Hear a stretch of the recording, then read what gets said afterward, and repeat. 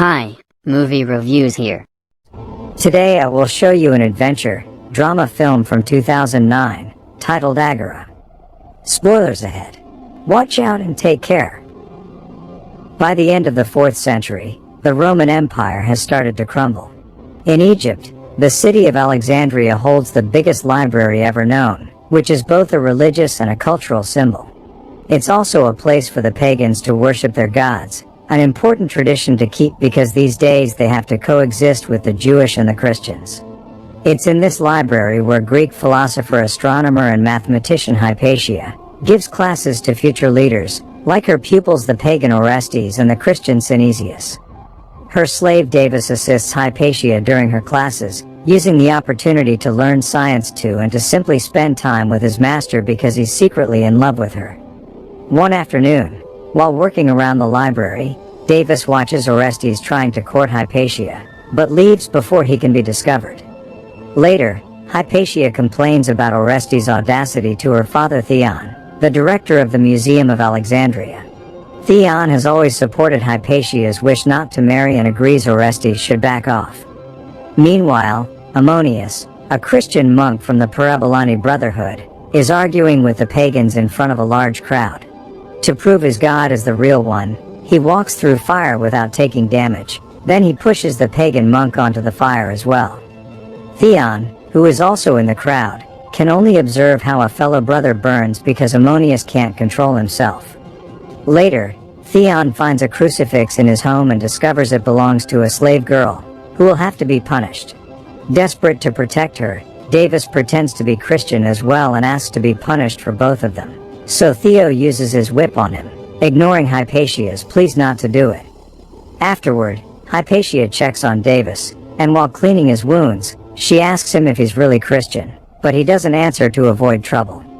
Hypatia also finds a Ptolemaic system he's built according to her teachings, and she's so impressed that she invites him to show it to the class the next day. Davis' presentation of the astronomy concepts is brilliant, but it also triggers an argument between Orestes and Synesius.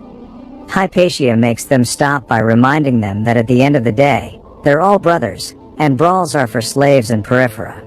This comment hurts Davis, who now can't bring himself to enjoy the applause he receives for his presentation. After class, Davis is out grocery shopping when he finds Ammonius preaching to anyone that will hear him. Realizing this is the man that performed the miracle, Davis follows him to the church, where the bishop is giving mass. Ammonius thinks Davis would make a good soldier for the Parabolani and he wants to teach him how to pray, but first, Davis must give the food he's bought to the poor, because that's the real miracle. In the meantime, Hypatia and Theon are watching a play. During the intermission, Orestes plays a song for Hypatia to declare his love for her, and once he's done, he gifts his instrument to her while Davis watches from afar. Later in the day, Theon is told by some friends what a good man Orestes is and how he'll most likely go very far, so he would make an excellent husband.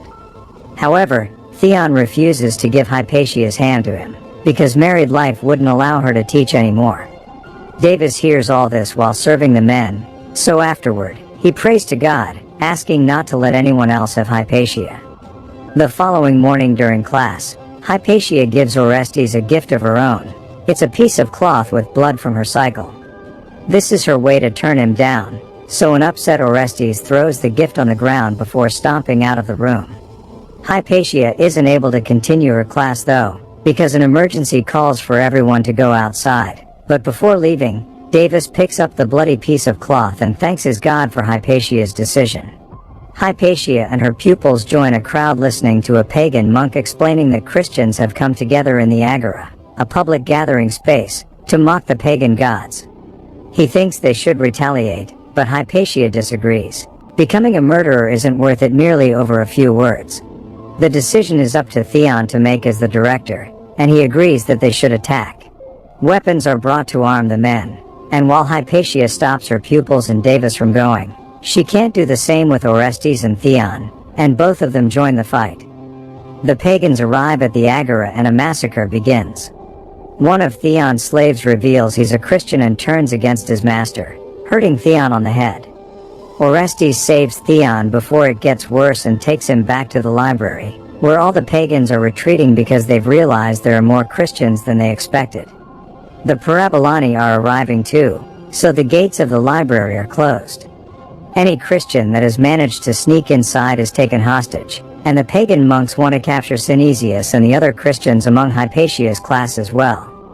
Hypatia tries to defend them, but her word as a woman is ignored, so Orestes jumps in their defense and manages to save them by threatening anyone that dares to touch his brothers. Hypatia keeps an eye on Theon's wound, and when night falls, she asks Davis to stay near her so she can sleep safely.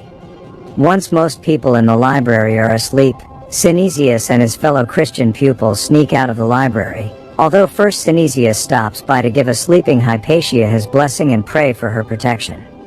Davis sees all this but doesn't say a word, and after they're gone, he takes the chance to put his hand on Hypatia's foot.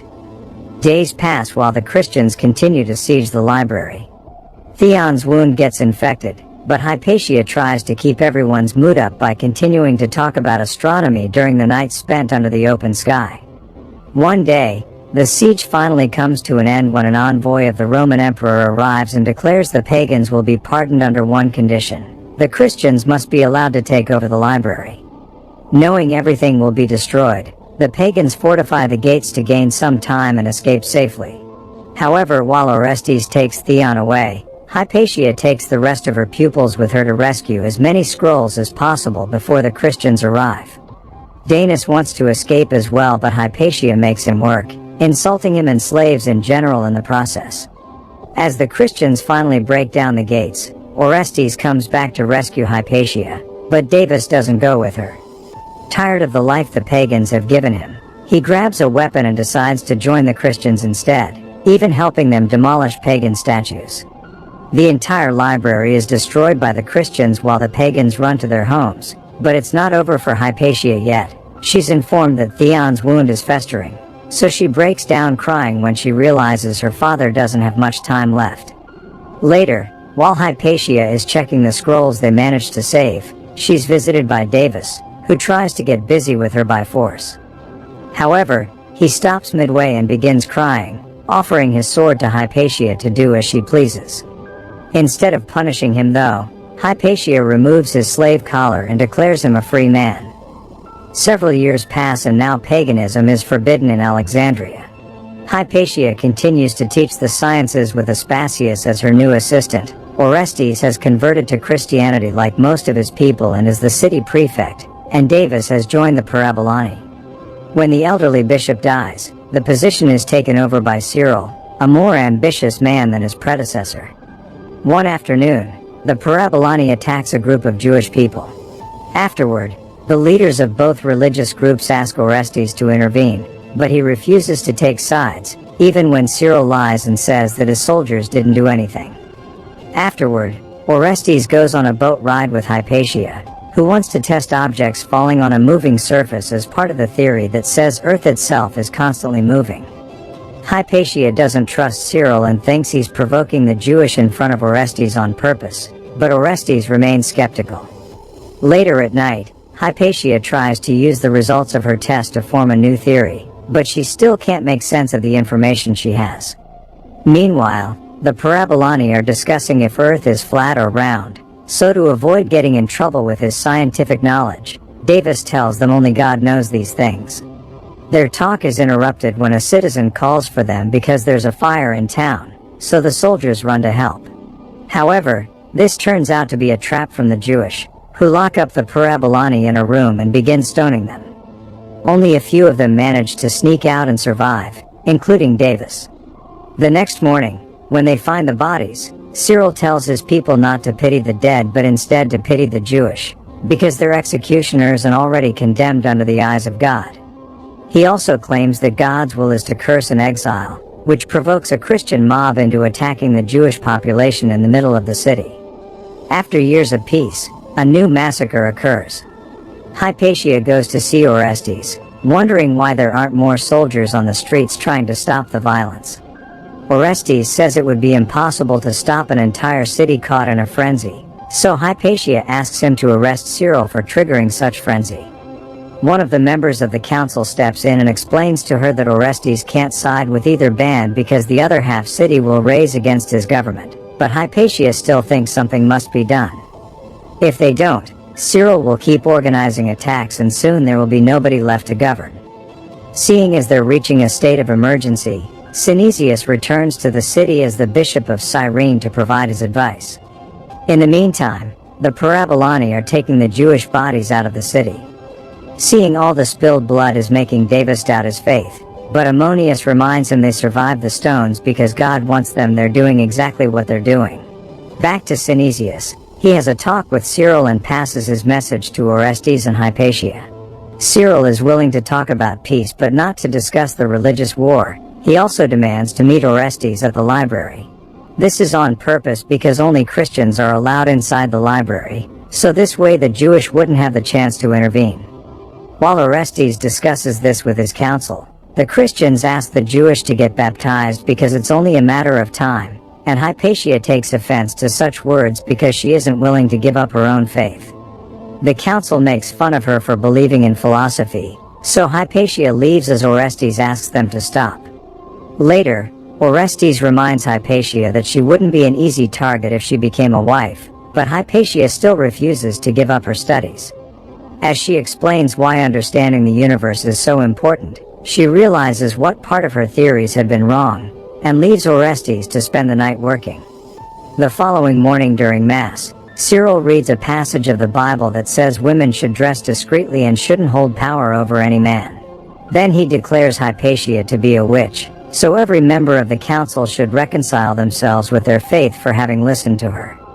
Cyril raises the Bible and asks everyone to kneel to the Word of God. Every member of the council does so except Orestes, who leaves the room without saying a word. The Parabolani have heard it all and wait for him outside, calling him out for being a fake Christian, and Ammonius gets some stones ready to attack. Davis, who isn't happy about this treatment of Hypatia either, tries to stop him, but Ammonius just pushes him away before he begins throwing the stones at Orestes, inspiring the other soldiers to do the same. Orestes' guards manage to get him away with only a few minor wounds. Hypatia wants to visit him, but the guards advise her to stay inside because they can't promise her safety after Cyril's accusations. The one that does get to see Orestes is Synesius, who swears his loyalty after Orestes begins doubting him because he's realized that Hypatia had been right. Cyril had been after him all along. Synesius agrees to help Orestes exile Cyril, but there's one thing he can't allow, and that's Orestes' protection of Hypatia. Cyril may have chosen that Bible passage on purpose, but it's still God's word, so Orestes must prove he didn't become a Christian only for political reasons. With tears falling down his cheeks and not knowing what to believe anymore, Orestes kneels for Synesius.